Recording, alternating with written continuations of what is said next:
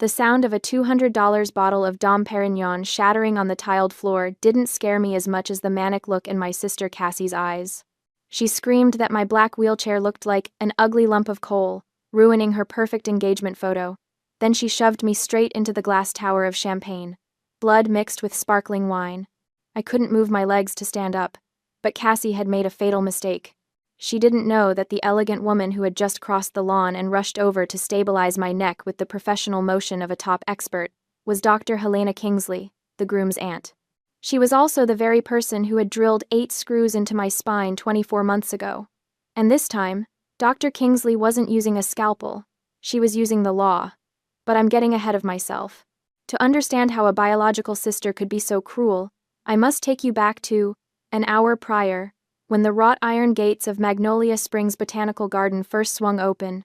They revealed what could only be described as a pastel fever dream. Pink roses, mint green hydrangeas, and cream-colored lilies spilled from every available surface. Gossamer ribbons twisted around white columns.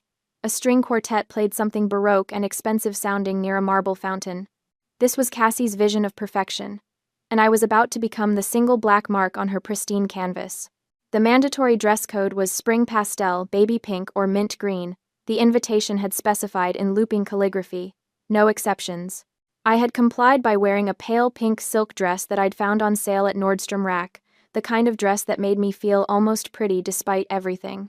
The fabric draped nicely over my atrophied legs, and I'd even done my hair in soft waves that fell past my shoulders.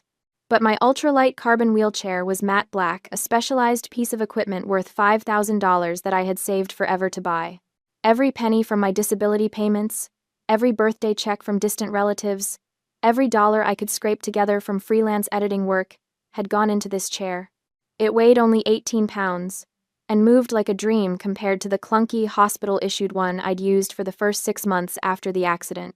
This chair was my freedom, my independence, my ability to navigate the world without asking for help every 5 minutes. I didn't think Cassie would care about the color. I was wrong about a lot of things back then. I rolled myself up the accessible ramp, thank God the venue actually had one, and scanned the crowd for my sister.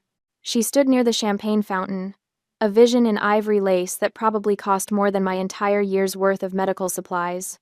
Her blonde hair was swept into an elaborate updo, and her makeup was magazine perfect.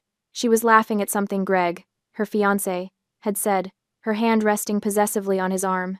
Greg was a good guy, as far as I could tell from the 3 times I'd met him. He was an architect, soft-spoken and kind, with an easy smile that seemed genuine. I'd wondered more than once what he saw in Cassie. But then again, Cassie had always been good at showing people only what she wanted them to see. I approached with total sincerity, wheeling myself through clusters of guests who politely stepped aside. My heart hammered in my chest.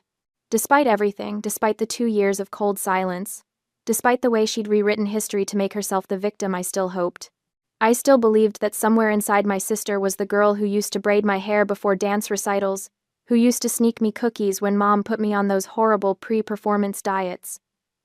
Cassie, I called out, my voice bright with forced cheer.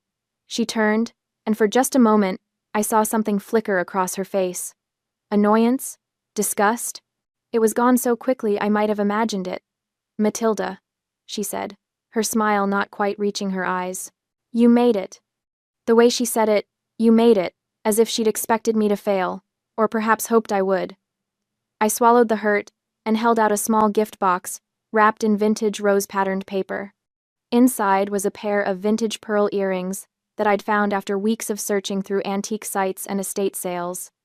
Cassie had said, years ago when we were still close, when the Jeep hadn't yet crashed into the tree, when I could still stand on my toes and execute 32 perfect fouettes, that she loved vintage pearls. They reminded her of Grandma's jewelry, she'd said. The pearls Grandma wore in her wedding photos, the ones that had been lost when she passed. To buy these earrings, I had to withdraw money from my emergency medication savings fund, the account I kept for when insurance inevitably denied coverage for something essential. But I'd wanted to give Cassie something meaningful, something that said, I still love you, even though you've made it clear you don't love me back. I naively waited for a smile, or at least a nod of acknowledgement. Cassie took the box with 2 fingers, as if it might contaminate her. She opened it without ceremony, glanced at the pearls nestled in tissue paper, and her lip curled. Second hand? She said it like a diagnosis. It looks old. This doesn't match my Vera Wang dress at all. She carelessly dropped the gift box onto a nearby cocktail table, barely looking at it, before her attention shifted back to her phone. Her thumb scrolled, probably checking how many likes her engagement announcement had gotten on Instagram. My heart tightened, a physical sensation like someone had reached into my chest and squeezed. But I swallowed my tears for the sake of the family peace. My parents always forced me to maintain. Don't rock the boat, Matilda. Your sister is going through a stressful time. Be the bigger person, Matilda. She didn't mean it that way. Except she did. She always did. It was then that Cassie's gaze dropped to my wheelchair, and her entire demeanor shifted from dismissive to outright hostile. What is that? She hissed, stepping closer. My wheelchair, I said slowly, confused by the venom in her tone. Cassie, you know That pitch-black chair looks like the Grim Reaper in the Garden of Eden, she whispered, leaning down so only I could hear. Her breath smelled like champagne in spite. You did this on purpose, didn't you? You couldn't just let me have one perfect day. Cassie, I didn't. This is my chair. I need it to. But she was already walking away, her heels clicking sharply against the stone pathway. I watched as she made a beeline for a nearby service station, where extra linens and supplies were stacked on a folding table. She snatched a spare tablecloth white, of course, pristine, and snapped it open with a sound like a whip crack. She marched back to me, the tablecloth billowing behind her like a cape. Cover this pile of junk up right now, she said, her voice low and dangerous. Before I could respond, she tried to drape the tablecloth over my legs, over the chair, as if I were a piece of furniture that didn't fit her aesthetic. As if I were something shameful that needed to be hidden away. For the first time in 2 years, 2 years of accepting blame for an accident I didn't cause, 2 years of enduring her cold shoulder and her pointed comments and her revised version of history, I fought back. I grabbed the tablecloth and pushed it away. No. Such a small word. Such enormous consequences. Cassie's face went red, blotchy patches appearing on her neck and cheeks.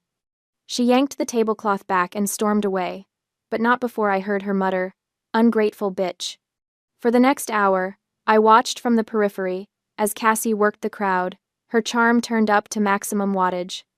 I watched her whisper to guests, watched them glance in my direction with expressions ranging from pity to suspicion. I knew what she was doing, I'd seen her do it before. She was controlling the narrative, getting ahead of whatever story might emerge from our interaction. Later, I would learn exactly what she'd been telling people, that I had Munchausen syndrome, that I just loved sitting in that wheelchair for pity, but I was actually fine. That the accident from 2 years ago, the accident she caused while driving the Jeep and texting her ex-boyfriend before hitting a tree, wasn't nearly as bad as I made it out to be.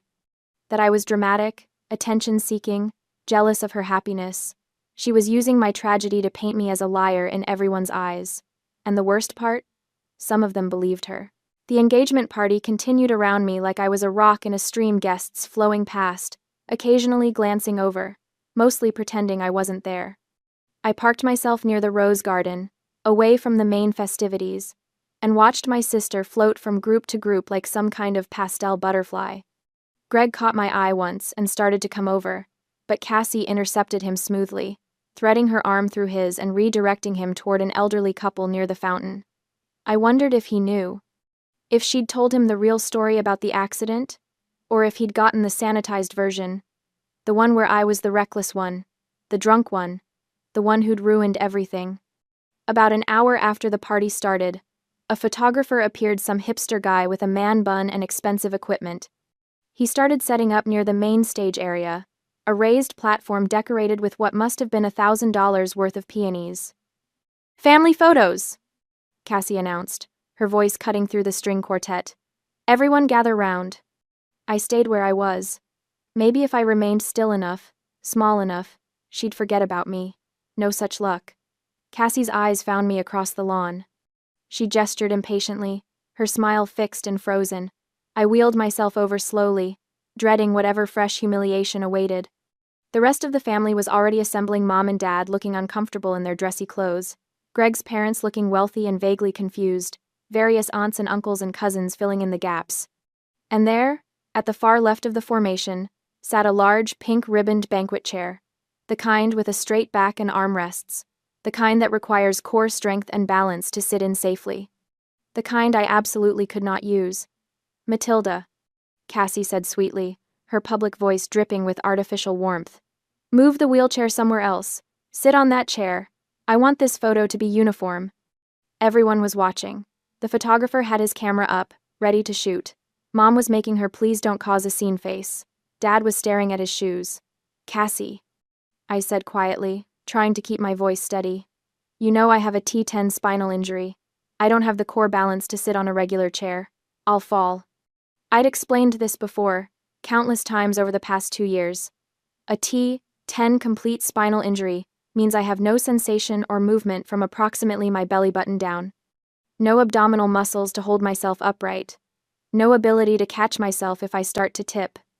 Sitting in a regular chair without support was like asking someone to balance on a tightrope with no pole theoretically possible for about 5 seconds before physics and gravity won. Cassie's smile didn't falter, but something dark and ugly flashed in her eyes. "You're just good at ruining things," she said, her voice still sugary for the benefit of the crowd, but with an edge sharp enough to draw blood. Then, leaning closer, she whispered, "You're jealous because I'm getting married and you're a cripple, right?"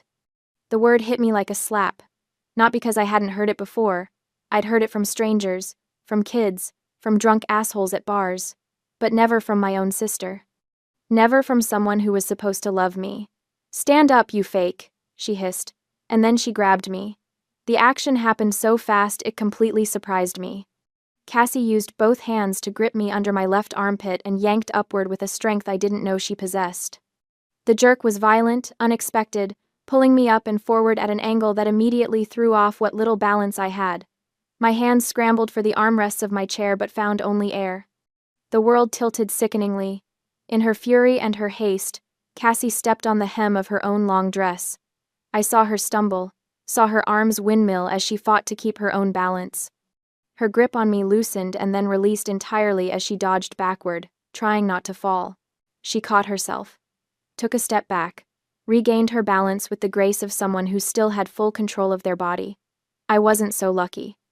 My lower body was immobile, dead weight that I couldn't control or compensate for. The momentum from her pull launched me forward. I had no leg muscles to brace with, no core strength to right myself. I was falling, and there was nothing I could do to stop it. The champagne tower was directly in front of me. An elaborate pyramid of crystal glasses, each one filled with golden bubbling liquid, stacked 7 levels high. Probably cost more than my monthly rent. Definitely cost more than I was worth in Cassie's eyes. I hit it with my shoulder and chest, and the entire structure came down. The sound was incredible, a cascading crash of breaking glass, like wind chimes made of violence. Hundreds of shards exploded outward. I felt them slice into my hands as I tried to break my fall. Felt them cut my face, my neck, my arms.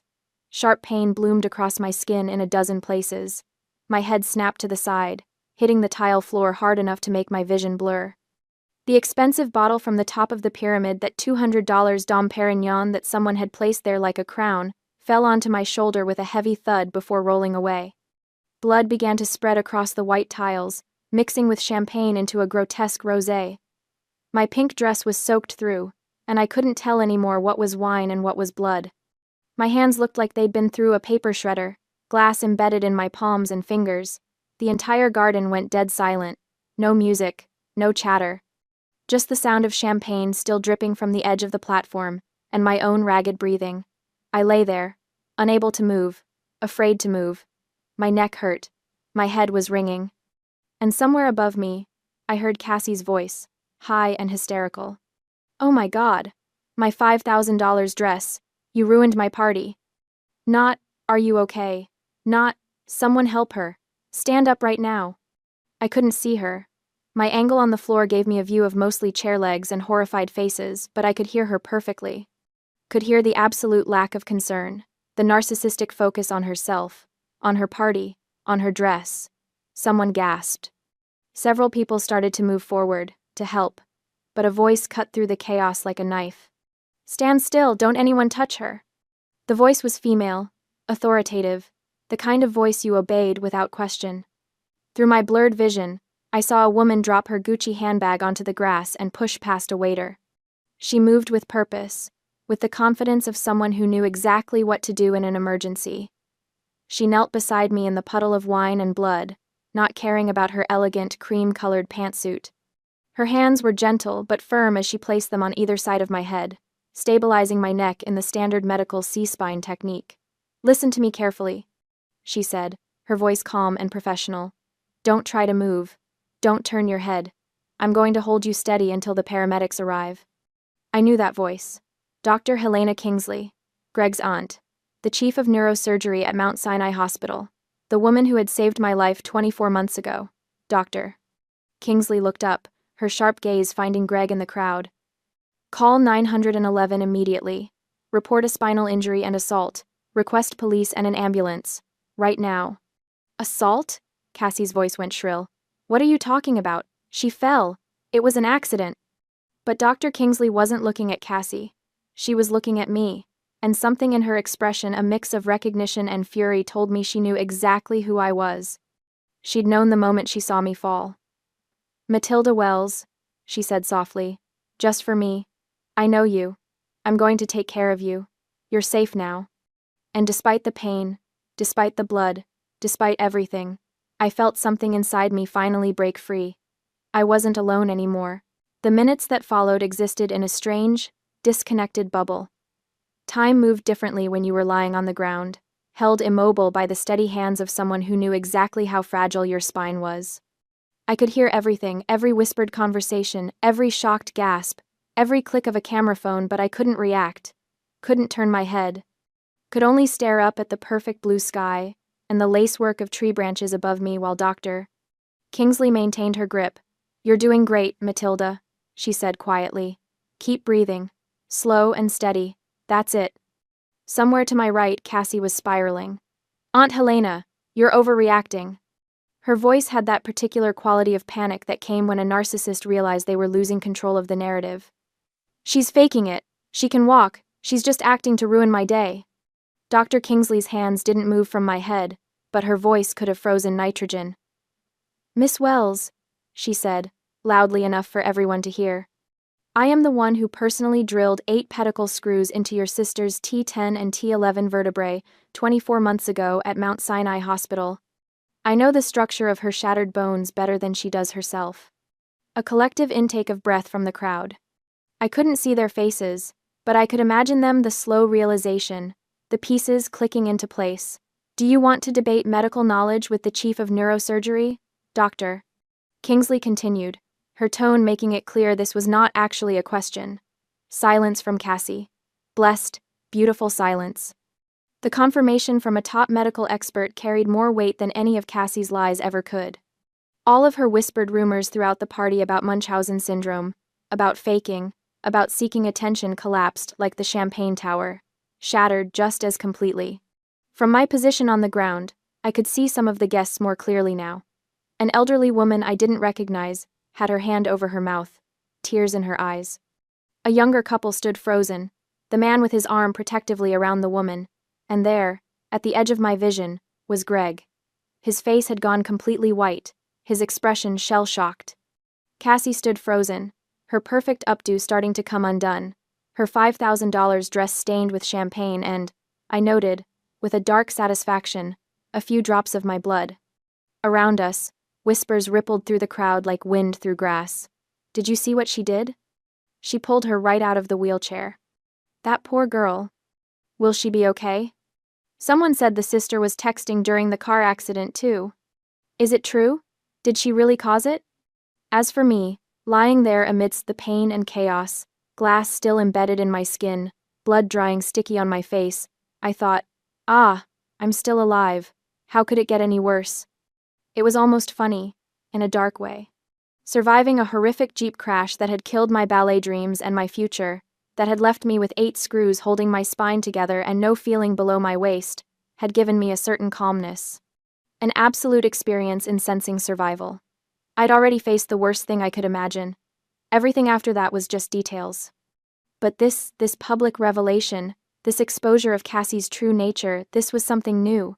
something that felt almost like justice. The sound of sirens cut through the garden, growing louder. Within minutes, paramedics were surrounding me, their movements efficient and practiced. They worked in tandem with Dr. Kingsley, who gave them a rapid-fire assessment of my condition and medical history. T10 complete. Hardware in place. Recent trauma to the head and cervical spine. She rattled off.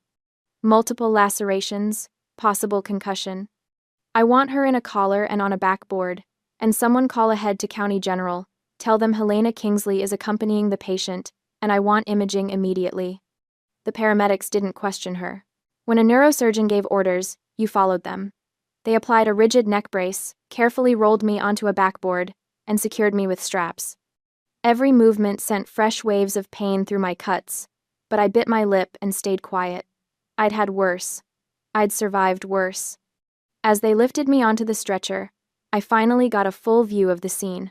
The demolished champagne tower, the blood-soaked tile, the scattered shards of crystal catching the afternoon sun like diamonds. And the guests, at least 50 of them, all staring with varying expressions of horror, pity, and morbid fascination. This was supposed to be Cassie's perfect day, her moment in the spotlight. Instead, it had become her exposure. 2 police officers had arrived with the ambulance, and I watched as they approached Cassie. One of them, a woman with her hair pulled back in a severe bun, pulled out a notepad. "Ma'am, we need to ask you some questions about the incident." Cassie's face was a mask of barely contained panic. "It was an accident. I was just trying to help her sit down for the photo. She's my sister. I would never." I saw what happened. The voice came from an older man in a gray suit, someone I recognized vaguely as one of Greg's business associates. He stepped forward, his expression grave. I was standing less than 2 meters away. He said, his voice clear and firm, "My name is Lucas Chambers. I clearly saw her." He nodded toward Cassie. "Use both hands to grab her sister and pull hard with intent. That was not accidental or a slip of the hand. She deliberately caused this girl to fall. That is assault." The testimony of this independent witness was ironclad evidence. An unbiased observer, a respected businessman, someone with no reason to lie and every reason to stay out of family drama. His words carried the weight of truth. The female police officer's expression hardened. She stepped closer to Cassie. "Ma'am, given the witness testimony and the victim's injuries, you need to come with us to the station for questioning regarding an assault charge." "What? No!" Cassie shrieked, backing away. "You can't take me! It's my engagement party! Get away from me!" She swatted at the officer's hand, hysterical now, her entitlement overriding any sense of self-preservation. "Greg, tell them to stop." "Ma'am, stop resisting," the officer commanded. When Cassie tried to turn and run toward the house, the officers moved instantly. They grabbed her arms, spinning her around. The handcuffs clicked into place, and Cassie started to cry. Not delicate tears that could be dabbed away with a tissue, ugly, snotty sobs that made her mascara run in black rivers down her face. Her magnificent pastel dress, the one that had cost $5,000, was now stained with wine and blood and ruined beyond repair. As the police led her toward the patrol car, she kept looking back at Greg, at our parents, at anyone who might intercede. But the crowd parted for her like the Red Sea, everyone stepping back to avoid being associated with her downfall. Most importantly, Greg stood silent. He didn't defend her, didn't argue with the police, didn't proclaim her innocence or beg them to let her go. He and his family turned their backs on Cassie. That was the moment I realized my first emotional release. She was no longer untouchable. For 24 months, Cassie had been protected by the family narrative. By Mom and Dad's insistence that we keep the peace. By their willingness to sacrifice my truth for her comfort. By their enabling of her narcissism, and their enforcement of my silence. But this was public. This was witnessed. This was documented. This was finally real. As the paramedics loaded my stretcher into the ambulance, I caught one last glimpse of the botanical garden, the pastel nightmare, now splattered with blood and broken glass. The guests, shocked and whispering. My parents, huddled together, their faces pale. And Cassie, being pushed into the back of a police car, her perfect day shattered as completely as that champagne tower. "Doctor!" Kingsley climbed into the ambulance with me, still in her blood-stained cream pantsuit. "I'm coming with you," she said, in a tone that brooked no argument. "We're going to make sure you're okay, and then we're going to make sure justice is served." The ambulance doors closed, and we pulled away to the sound of sirens. I closed my eyes and let out a breath I didn't know I'd been holding. She was no longer untouchable. 2 days after the engagement party, I lay in a private recovery room at Charleston County General, a concussion protocol band around my wrist, and approximately 30 stitches holding my skin together. The imaging had come back clean, no new spinal damage, thank God. Just the soft tissue injuries and the head trauma. Doctor. Kingsley had pulled strings to get me the private room, refusing to let me be placed in a shared ward where reporters might find me. Because yes, there were reporters. Society bride assaults, disabled sister at engagement party had made the local news. Someone had filmed the whole thing on their phone, and while the video was shaky and cut off right before I hit the champagne tower, it clearly showed Cassie grabbing me and pulling. The news stations had blurred my face but not Cassie's. Her breakdown, her arrest, her ruined dress, all of it captured in high definition and shared thousands of times. The story had everything: wealth, family drama, a disabled victim, and a villain in an expensive dress. The internet was having a field day. I should have felt vindicated, triumphant. Something. Instead, I mostly felt tired. The hospital room door opened, and I expected a nurse. Instead, Greg walked in, looking like he hadn't slept in days. His suit was wrinkled, his hair uncombed, and he had the kind of haunted expression that came from having your entire worldview shattered. "Matilda," he said, his voice hoarse. "I am so sorry. I didn't know. I swear to God I didn't know." I believed him. Greg was many things, but he wasn't a good liar. If he'd known the truth about Cassie, about the accident, about any of it, it would have shown on his face every time he looked at me. "She told me you were drunk," he continued, pulling a chair close to the bed. "That you crashed the car into a tree going too fast, that you were lucky to survive, that she'd tried to stop you from driving but you wouldn't listen," she said. His voice cracked. "She said you blamed her to avoid taking responsibility." The revised history, the sanitized version. I'd heard it so many times from my parents that I almost believed it myself sometimes. "I wasn't drunk," I said quietly. "I don't drink. I never have. Ballet dancers don't." "I know that now," Greg said. "I know a lot of things now." The door opened again, and this time it was Dr. Kingsley, carrying a manila folder. She'd changed out of her ruined pantsuit and into fresh clothes, but she still looked like she was ready for battle. "Greg," she said, nodding at her nephew. "Good, you're here. Matilda, I have something to show both of you." She opened the folder and pulled out several pages. Medical records, I realized. The ones from my original surgery. 24 months ago.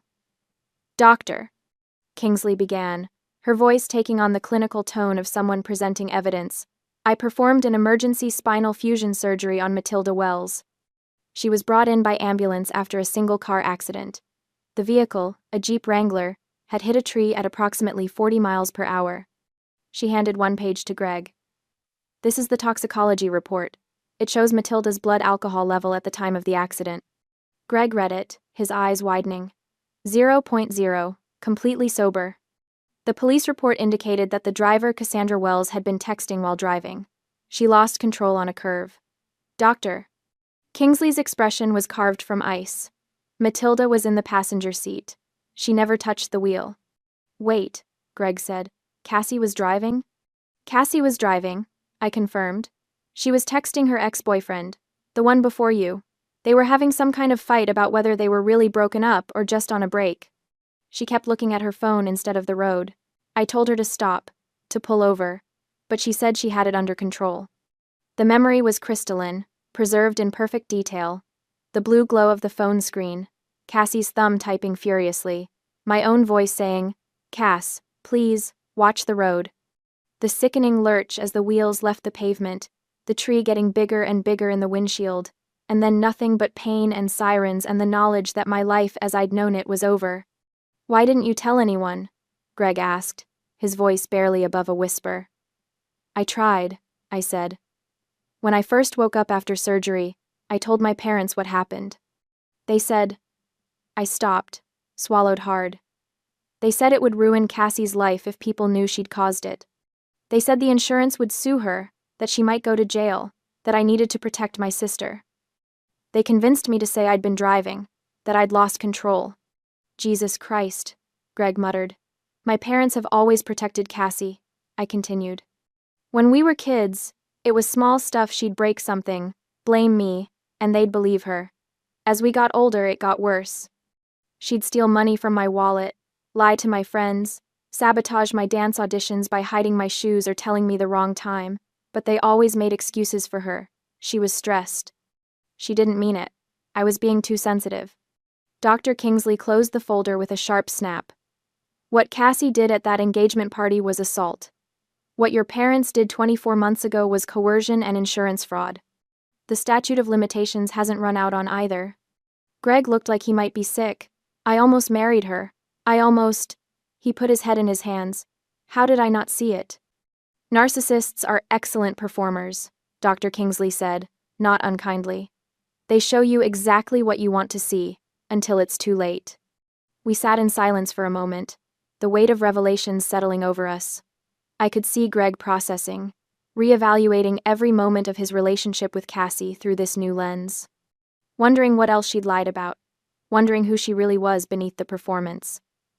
The door burst open, no knock, no warning. My parents rushed in like a storm surge, all flailing hands and loud voices. Matilda! Mom grabbed my hand, squeezing too hard. Oh, thank God you're okay. Dad positioned himself at the foot of the bed, his expression grave. We've been so worried. We came as soon as we heard. They hadn't visited yesterday, hadn't called to check on me. But now that Cassie needed something, here they were. We need you to do something, Mom said, her eyes red-rimmed but dry. No actual tears, I noted. Just the performance of crying. It's very important. Here it comes, I thought. Matilda, please drop the charges, Dad said. Call the police and say you slipped. Say your sister was just trying to help you up. If you don't sue, they will release your sister. There it was. The ask, the demand disguised as a plea. Mom squeezed my hand again, her grip almost painful. She's your sister, Matilda. Family protects family. You know she didn't mean it. She was just stressed about the wedding. And you know how you can be. How I can be, I repeated flatly. You know what I mean. Difficult, stubborn. You insisted on bringing that black wheelchair when she'd asked everyone to keep things light and pretty. The wheelchair I need to move, I said. Well, yes, but you could have tried harder to match the color scheme. Maybe put some ribbons on it or something. And then to refuse to sit in the chair for the photo when she was just trying to include you. I pulled my hand away from Mom's grip. She assaulted me. There's video. There are witnesses. Witnesses can be mistaken, Dad said quickly. It all happened so fast. People see what they want to see. This was the moment of false defeat. I let my expression crumble, let myself look weak and overwhelmed. I shook my head wearily, feigning helplessness. Mom, Dad, I said, my voice thin and tired. This isn't about what I want anymore. The police have the video, the witnesses, the medical examiner's report. This is a criminal case between the state and Cassie. I am not the judge. I don't control what happens now. It was true, technically. Once assault charges were filed by the state, the victim couldn't just make them disappear. But my parents didn't understand the legal system well enough to know that. They thought everything could be fixed with the right words, the right pressure, the right manipulation. My parents exchanged a look, and I could see the wheels turning. They thought I was powerless, that the problem lay only with the witness and the law, not with my will. They thought they had found a loophole. We understand, Mom said, patting my arm with forced sympathy. You're tired. You've been through so much. We'll let you rest. They left without asking how I was feeling, without apologizing for what Cassie had done, without acknowledging that their golden child had publicly assaulted their other daughter at an engagement party. Greg, who had remained silent during their visit, stared at the closed door. Are they serious? He asked. They want you to lie for her? After everything? They always want me to lie for her, I said simply. Dr. Kingsley, who had also stayed quiet, now moved to the window. She pulled out her phone and made a call. Richard? Helena Kingsley. I need you to do something for me. There's a witness to an assault case, the engagement party incident you've been hearing about. Yes, that one. I need you to make sure he knows his rights and his protections. Someone might try to convince him to change his statement. She hung up and turned back to us. Richard is my attorney. He's going to make sure our witness understands what witness tampering is and how to report it if anyone tries. You think they'll try? Greg asked. I know they will, I said. They're desperate. Cassie's facing serious charges. How serious? Greg asked. Dr. Kingsley pulled up something on her phone. Assault and battery causing bodily harm to a disabled person. That's an aggravating factor. With the video evidence, the witness testimony, and Matilda's documented injuries, the prosecutor is talking about a potential 10-year sentence. Greg went pale. 10 years? She pushed a paraplegic woman into a tower of glass. Doctor? Kingsley said coldly. She could have killed her. She could have severed Matilda's spinal cord completely. 10 years is appropriate. Silence settled over the room. I closed my eyes, feeling the weight of exhaustion pulling me under. The painkillers they'd given me were making everything soft and fuzzy around the edges. Rest, Dr. Kingsley said gently. I'll make sure no one bothers you tonight. I drifted off to sleep, and for the first time in 2 years, I didn't dream about the accident. The next morning, I woke to hushed voices outside my door. I recognized my father's tone, aggressive, demanding, and a calmer voice responding. I couldn't make out the words, but after a few minutes, Dad's voice faded away. Greg appeared in the doorway looking grim. Your parents were here, he said. The security guard sent them away. Dr. Kingsley left instructions that only approved visitors could come in. What did they want? To talk to me, Greg said. He pulled up a chair and sat down heavily. Matilda. They asked me to do something unconscionable. I waited. They want me to convince the witness to change his story. The man who saw Cassie grab you, his name is Lucas Chambers. He's a business partner of mine. Your parents somehow found out about our connection. Greg's hands were clenched into fists. They asked me to talk to him, to suggest that maybe he'd been mistaken about what he saw. That maybe he'd been too far away to really tell. That maybe it would be better for everyone if he just said he wasn't sure anymore. And? I asked, though I already knew the answer. I told them to get the hell out of my sight. Greg said. Do they understand what they were asking me to do? That's witness tampering. That's a federal felony. I could lose my license, my career, everything. He looked at me with something like horror. I didn't realize your entire family was this rotten. Not my entire family, I said quietly. Just most of it. Greg stood up and started pacing. I've already called Lucas. Warned him that someone might try to contact him and pressure him to change his statement. He's furious. He's talking about filing harassment charges if they try. They will try, I said. They'll find a way. They always do. But even as I said it, I felt a small spark of hope, because this time, they were trapped. This time, there were too many witnesses, too much evidence, too many people who knew the truth. This time, their usual tactics wouldn't work. They had taken the bait. They had just single-handedly drowned their last hope. Greg left around noon, promising to return later with real food because hospital food is criminal. Doctor. Kingsley stopped by to check my stitches and declare me healing nicely, which in doctor speak meant I looked like I'd lost a fight with a blender but wouldn't die from it. I was alone, staring at the ceiling and contemplating the strange turns life takes, when my phone rang. Unknown number. Miss Wells? This is Jennifer Hart from Hartwell & Associates. I'm the attorney who's been assigned to your case. My case? The assault case against your sister, Cassandra Wells. I wanted to touch base with you about the proceedings and discuss some developments. I sat up straighter, ignoring the pull of stitches.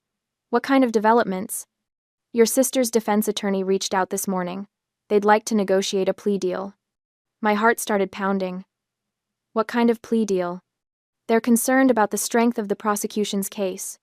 The video evidence is damning, the witness testimony is solid, and the aggravating factors assault on a disabled person, causing serious bodily injury, mean your sister is looking at significant prison time, if this goes to trial. How much time? The prosecutor is confident they can get 10 years, maybe more, given the public nature of the assault and the clear premeditation. 10 years. A decade of Cassie's life. She'd be 41 when she got out. Middle-aged. Her youth, her beauty, her prime years all spent in a cell. I should have felt triumphant. Vindicated. Instead, I felt complicated. What are they offering? I asked. If you agree to submit a victim impact statement requesting leniency, and if you're willing to tell the judge that you believe your sister can be rehabilitated, they're willing to plead guilty to a reduced charge, aggravated assault, instead of assault with intent to cause serious bodily harm. With your statement and a guilty plea, she'd likely serve 2 years. Maybe less with good behavior. 2 years instead of 10. Still prison, still consequences, but not life-destroying.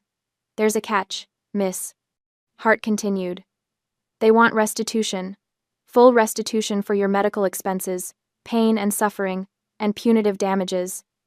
They're proposing a total of $420,000. I nearly dropped the phone.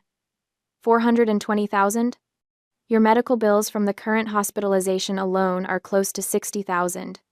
Add in the lost wages, the therapy you'll need, the pain and suffering from the assault itself, and punitive damages for the emotional distress. It's actually quite reasonable. Some lawyers would push for double that. But my parents, they don't have that kind of money.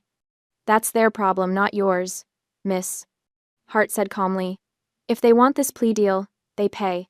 If they don't pay, we go to trial, and your sister does the full 10 years. When would they need to pay by? The preliminary hearing is scheduled for next week. They'd need to wire the full amount into our trust account before that hearing. 7 days from now. 7 days to come up with $420,000. It was impossible. My parents lived comfortably, but not lavishly. Dad was a middle manager at an insurance company. Mom worked part-time at a boutique. They had a nice house, a sailboat they took out on weekends, their retirement savings, but nearly $500,000 in cash. Miss Wells, I need to know.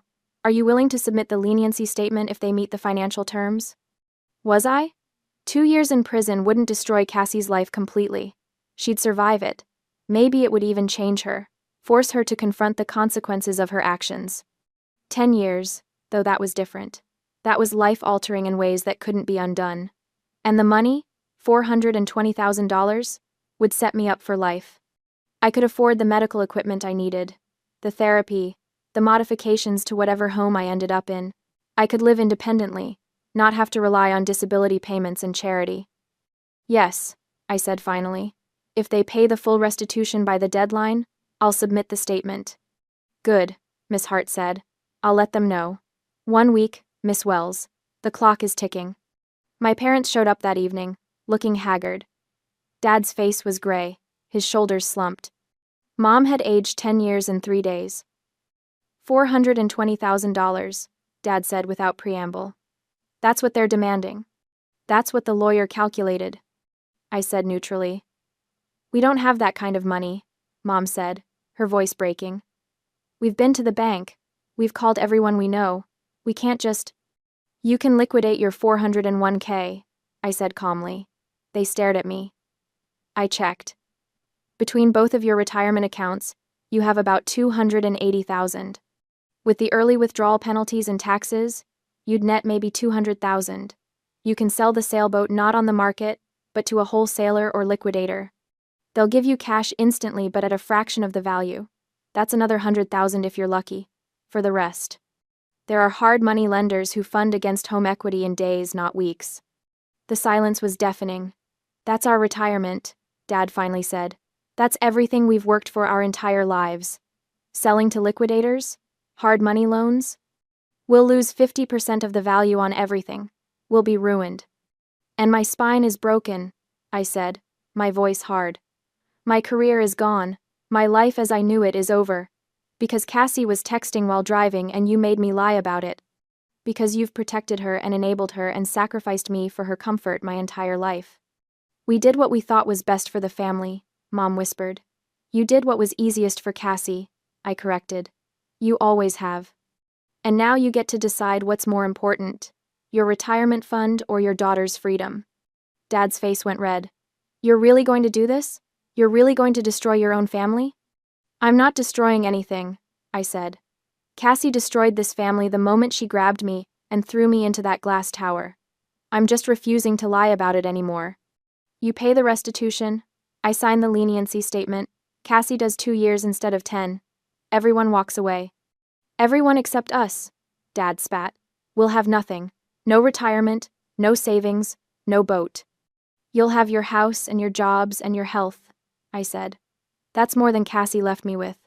Mom started crying real tears this time, not the performed ones. How can you be so cruel? I learned from the best, I said. They left without another word. For the next week, I watched the clock. I stayed in the hospital longer than necessary, partially because Dr. Kingsley insisted on monitoring me for complications, partially because I had nowhere else to go. My apartment was a third-floor walk-up with no elevator, and I'd been staying with my parents before the engagement party. That option was clearly off the table now. Greg visited daily, bringing food and keeping me company. He'd officially broken off the engagement, returning the ring to his mother and telling Cassie's lawyer that there would be no reconciliation. His parents had even offered to help me find an accessible apartment, a gesture that brought me to tears. Dr. Kingsley checked in regularly, updating me on Cassie's status. She was out on bail, staying with our parents, apparently having a breakdown that involved screaming and throwing things and blaming everyone but herself. On the 6th day, my lawyer called. They're doing it, Miss Hart said. Your father liquidated both 401 KS this morning. Took a massive hit on the penalties. They also drove the sailboat to a marine salvage dealer. They practically gave it away for immediate cash fire sale price. And they signed papers with a high-interest lender this afternoon for the GAP funds. Will they make it? If the wire's clear? Barely. It'll be close. On the 7th day, the day of the deadline, I sat in the hospital room with my phone in my lap, watching the clock. The deadline was 5 p.m. At 4:47 p.m., my lawyer called. The wire just cleared, she said. $420,000, paid in full. I closed my eyes and took a deep breath. I'll draft your victim impact statement tonight. You'll need to sign it tomorrow, and we'll submit it to the judge. The plea hearing is scheduled for Friday. Okay, I said. Miss Wells Matilda, this is the right thing. You're giving her a chance to make things right. That's more than most people would do. After she hung up, I sat in the silence of the hospital room and thought about the cost of family. My parents had paid $420,000 to save Cassie from a decade in prison. They'd lost their retirement, their sailboat, their financial security. They'd taken on predatory debt they'd spend years paying off. All for Cassie. They'd never once offered to help me with medical bills, never offered to pay for the wheelchair that had taken me 2 years to save for. Never offered anything but demands that I be smaller, quieter, more convenient. The money hit my lawyer's trust account, and I signed the plea for leniency. 2 days later, Cassie stood before a judge and pleaded guilty to aggravated assault. She was sentenced to 2 years in a state correctional facility, with the possibility of parole after 18 months with good behavior. My victim impact statement was read aloud in court. I wrote about the pain, the betrayal, the lifetime of being erased and diminished.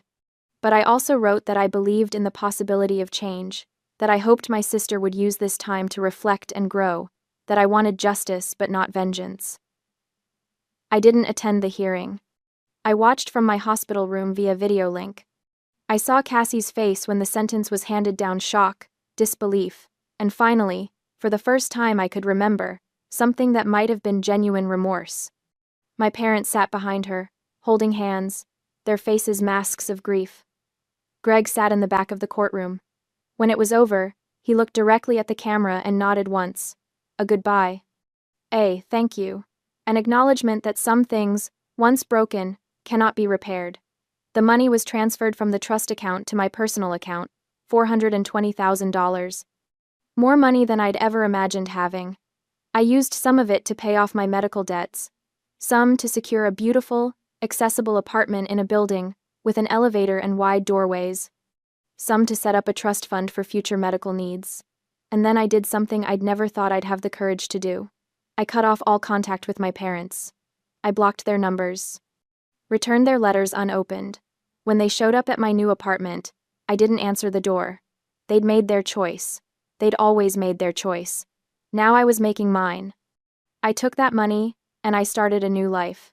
18 months have passed since the courtroom gavel fell, and today, I'm sitting on a sun-drenched beach in the south of France. For the first time in 42 months, I don't feel like I'm drowning. The Mediterranean stretches out before me, impossibly blue, the kind of color that doesn't exist in Charleston. The sand is warm beneath my left hand where I've braced myself against the wheelchair. My matte black carbon chair, the same one Cassie tried to hide under that goddamn tablecloth, sits proudly in the sunlight now. I'm not hiding anymore. The $420,000 restitution money changed everything. Not because money fixes paralysis, it doesn't, and anyone who tells you otherwise is selling something, but because it bought me choices. Real choices. Not the scraps my family used to offer me with their pitying smiles and their, maybe next year, Matilda, promises. I used a significant portion of it to fund experimental treatment at the Zurich Neuroscience Research Institute, cutting-edge neural chip implant technology. The kind of thing that makes neurologists either excited or skeptical, with very little middle ground. Dr. Kingsley, bless her pragmatic heart, had given me the contact information with a simple, "It's worth trying. No guarantees, but the research is promising." The medical result wasn't some miraculous stand-up-and-walk moment like you see in the movies. Recovery never works that way, no matter what the Hallmark Channel tells you. But 3 weeks ago, during one of my focused visualization exercises, something happened. My right big toe twitched, just slightly, barely a millimeter of movement. But I felt it, a tingling current of electricity that ran down my calf, following neural pathways that had been dark and silent for 42 agonizing months. The first real sensation, below my T10 injury since the Jeep rolled. I had stared at my foot for a full minute, convinced I'd imagined it. Then I did it again, and again. Each time, that tiny twitch, that whisper of reconnection between my brain and my body. Matilda, did you see that? Mari, the 35-year-old woman sitting in the beach chair next to me, had been watching during one of my exercises yesterday. When my toe moved, she screamed in delight, launching herself out of her seat to grab my shoulders. She hugged me so tightly I couldn't breathe, crying even louder than I was. Mari, my found family. I met her at the Research Institute in Switzerland. She'd been volunteering there, helping patients navigate the foreign medical system, translating German medical jargon into understandable English, and generally being the kind of human that restores your faith in humanity. She told me she'd cared for her paralyzed sister for 10 years before she passed away from complications. When she met me, Mari said I reminded her of her sister. Same stubborn determination, same dark humor about our circumstances, same refusal to be defined by our limitations. For me, Mari filled a void I didn't even know how desperately I needed filled. She became the caring, understanding, protective sister I never had, the sister Cassie could never be.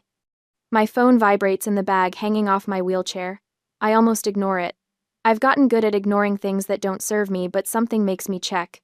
An email from Mom. The subject line is empty, but there's an attachment. A photo of a handwritten letter. My stomach tightens as I open it. The handwriting is Cassie's, still that perfect Catholic school cursive, even after 2 years in prison. She was released early last week for good behavior. According to Mom's brief message, Cassie refused to move back in with our parents. Instead, she found a small town somewhere in the Midwest, got a job as a server at a bakery, and rents a tiny apartment above a hardware store. The letter itself is short. Matilda, I'm sorry for taking your legs and your life's dream. I don't expect you to forgive me. The days in prison helped me understand how terrible I was. I am learning to be a decent human being from zero. Live well, Matilda. I read it twice, then a third time. My heart feels light. Not because of the apology words are cheap, and Cassie's words were always prettiest when they meant the least, but because I realize, sitting here with the sun on my face and Mari humming beside me, that I don't care anymore. No more resentment burning in my chest. No more imagining what I'd say to her if I saw her again.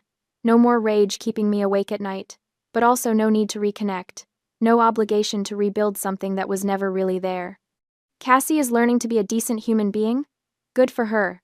She can do that without me. I turn off my phone and drop it into my bag, leaving the past exactly where it belongs. Mari, I say, beaming at her. Let's go get ice cream. My treat. Mari laughs this full-bodied, joyful sound that makes strangers turn and smile. She stands, moving behind my wheelchair. Let's go, little sister. She pushes me along the coastal path, and our laughter blends with the sound of the ocean waves. The breeze tastes like salt and freedom. This is my real family. This is my real life. And damn, it feels good.